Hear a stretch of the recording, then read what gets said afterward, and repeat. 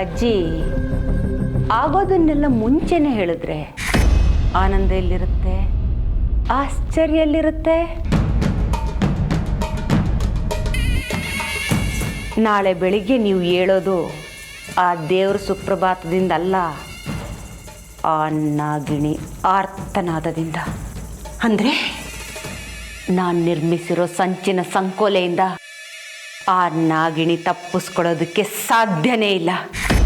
ಅಜ್ಜಿ, ನಿಮ್ಮ ಶತ್ರು ಆ ನಾಗಿಣಿ ನಿಮ್ಮ ಕಣ್ಮುಂದೆನೇ ಹೇಗೆ ಹಿಂಸೆ ಅನುಭವಿಸ್ತಾಳೆ ಅನ್ನೋದನ್ನು ನೀವೇ ನೋಡುವಿರಂತೆ.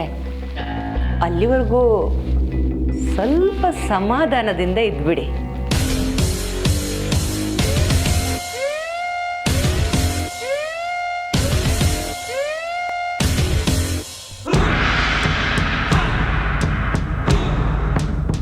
ಆ ನಾಗಿನಿನ್ನ ಮಟ್ಟ ಹಾಕಿ ಚಟ್ಟ ಕಟ್ಟೋದಕ್ಕೆ ನನ್ನ ಸಹಾಯಕ್ಕೆ ಇವಳು ಸರಿಯಾದ ಸಮಯಕ್ಕೆ ಬಂದಿದ್ದಾಳೆ. ಇವಳು ಕಾಲಿಟ್ಟ ಗಳಿಗೆಯಿಂದಾದರೂ ಆ ನಾಗಿನಿ ನನ್ನ ಮನೆಯಿಂದ ಹೊರಗಡೆ ಹೋದ್ರೆ ಸಾಕು.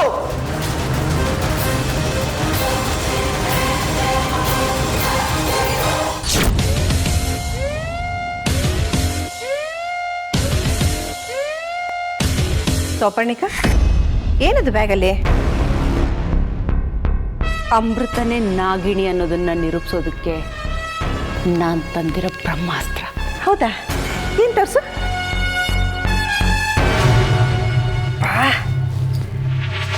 ನಾತಾಳಿ ಸೊಪ್ಪು.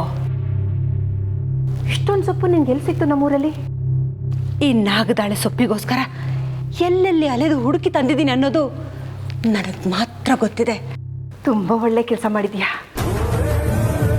ಈ ಸೊಪ್ಪಿನ ಘಾಟಿಗೆ ಅಮೃತ ಒದ್ದಾಡ್ತಾಳೆ. ಅಜ್ಜಿ, ಅವಳು ಒದ್ದಾಡೋದ್ರಲ್ಲೇ ಗೊತ್ತಾಗೋಗುತ್ತಲ್ಲ ಅವಳೇ ನಾಗಿಣಿ ಅನ್ನೋದು.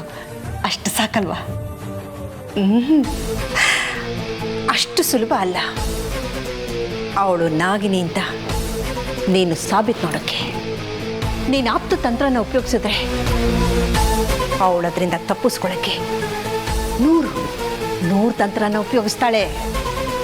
ಅಜ್ಜಿ, ನೀವು ಹೇಳೋದು ಬೇರೆ ವಿಚಾರಗಳಲ್ಲಿ ಇರ್ಬೋದು, ಆದರೆ ಈ ನಾಗದಾಳೆ ಸೊಪ್ಪಿನ ವಿಚಾರದಲ್ಲಿ ಅಲ್ಲ. ಇದಿರೋ ಕಡೆ ನಾಗರ ಹಾವುಗಳು ಸುಳಿಯೋದಿರ್ಲಿ, ತಲೆ ಕೂಡ ಹಾಕಿ ಮಲ್ಗೋದಿಲ್ಲ.